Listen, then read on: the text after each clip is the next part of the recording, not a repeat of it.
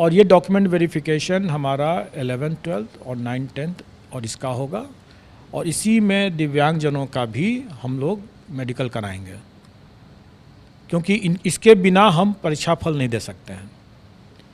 और स्वाभाविक है कि इसमें चूँकि ये ST वाले हैं इसमें, इसलिए सबके सब मैं समझता हूँ कि इसमें बिहार के ही निवासी होना चाहिए, और इसमें हम लोग उनको अपने गृह जिला में ही ये डॉक्यूमेंट वेरिफिकेशन की व्यवस्था करेंगे, ताकि उनको ज़्यादा इधर उधर भटकना न पड़े।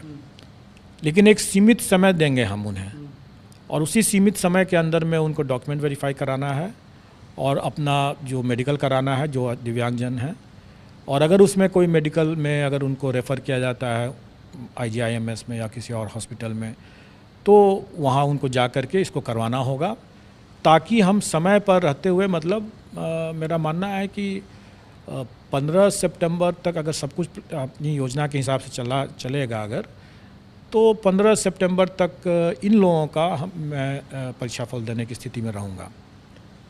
और जहाँ तक प्राथमिक की बात है, वो मैंने पहले ही बताया कि उनका डॉक्यूमेंट वेरिफिकेशन भी हम लोग स्टार्ट कर देंगे, और लेकिन उसमें थोड़ा टाइम लगेगा। तब तक प्राथमिक के अलावे जितने लोग हम लोग कर चुके रहेंगे।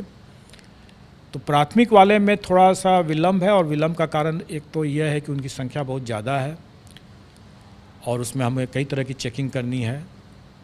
और दूसरा जो BEd वर्सेस BTC का भी एक मुद्दा है। इसलिए इन सब को ध्यान में रखते हुए मेरा मानना है कि उनका डॉक्यूमेंट वेरिफिकेशन में थोड़ा टाइम लगा। मैंने अपने पिछले प्रेस कॉन्फ्रेंस में ये कहा भी था कि 20 से 25 के बीच के आसपास में मेरा मानना हो सकता है, उससे पहले भी हम लोग स्टार्ट कर सकें, लेकिन लगभग वही समय रहेगा। सर, कट ऑफ मानना है कि अगर आप कुछ एक विषय को अगर छोड़ दें,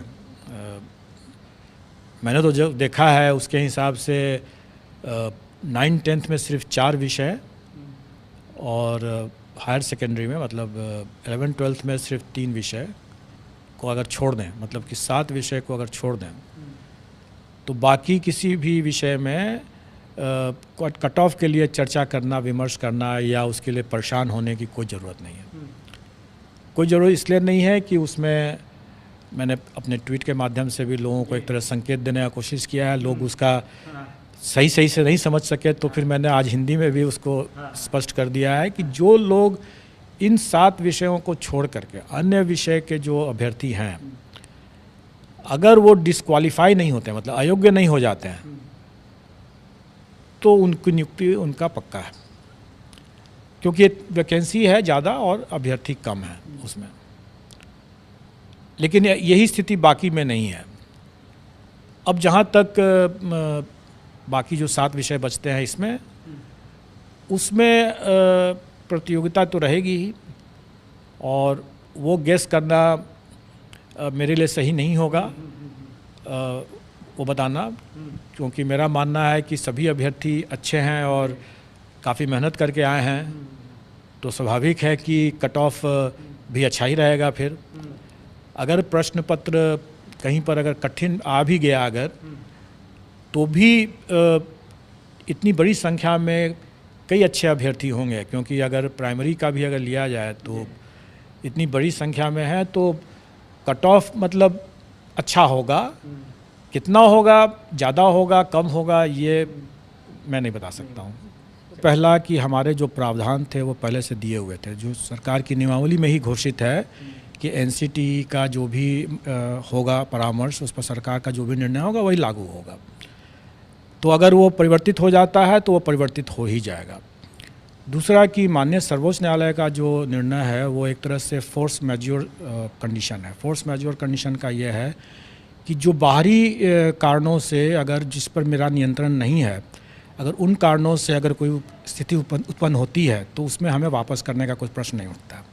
ये तो मैंने कानूनी बात बता दिया कि हमें वापस करने का कोई प्रश्न नहीं उठता। लेकिन मेरा दूसरा पॉइंट यह है कि किसी ने वापस के लिए पैसे की मांग भी तो नहीं किया, किसी ने पैसे वापस नहीं मांगा। और ये कहना कि हमें यह राशि वापस करने की ज़रूरत है, तो मैं तो ये कहूँगा कि अगर आप वापस मांग लेते, सरकार के लिए जितना पैसा सरकार इसमें लेती है फीस परीक्षा में, किसको क्या लगता है कि क्या उतने ही में इसका काम हो जाता है? बिल्कुल नहीं होता है।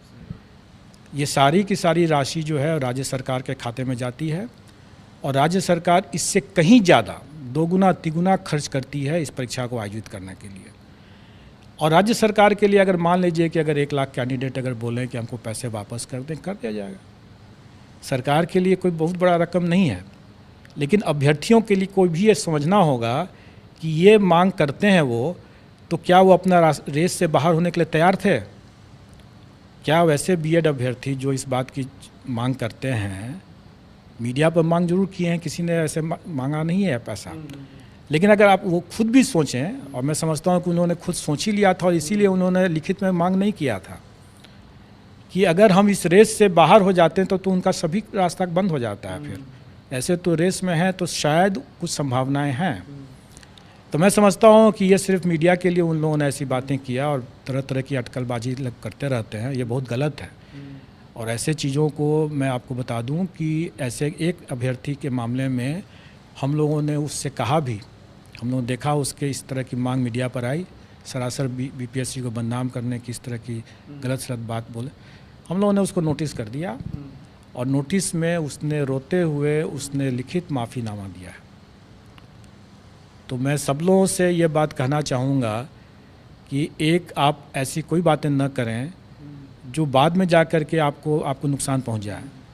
मैंने पहले भी और हमारे आयोग ने भी इस बात को प्रकाशित किया हुआ है कि कोई अमर्यादित बातें कहते हैं, आप अभ्यर्थी हैं इसलिए कि आप राज्यकर्मी बनना चाहते हैं, और राज्यकर्मी की गरिमाओं और मर्यादाओं का अगर आप उल्लंघन करते हैं तो हम ऐसे अभ्यर्थियों की अनुशंसा कतई नहीं करेंगे। और आजकल आप लोगों ने देख ही लिया कि फेशियल रिकॉग्निशन का ज़माना है। फेशियल रिकॉग्निशन से हम लोगों ने कई लोगों को चिन्हित किया है। हमारे लिए बहुत आसान है कि जो मीडिया पर जो लोग आकर के गलत सलत बात बोल के चले जाते हैं, वो समझ कर रहे हैं कि सब पर नज़र है। और हमारे सिस्टम के हिसाब से, जैसे मैंने बताया कि एक अभ्यर्थी को हम लोग नोटिस भी दिया और उसने माफ़ी भी मांगा है, हम सबको कर सकते हैं।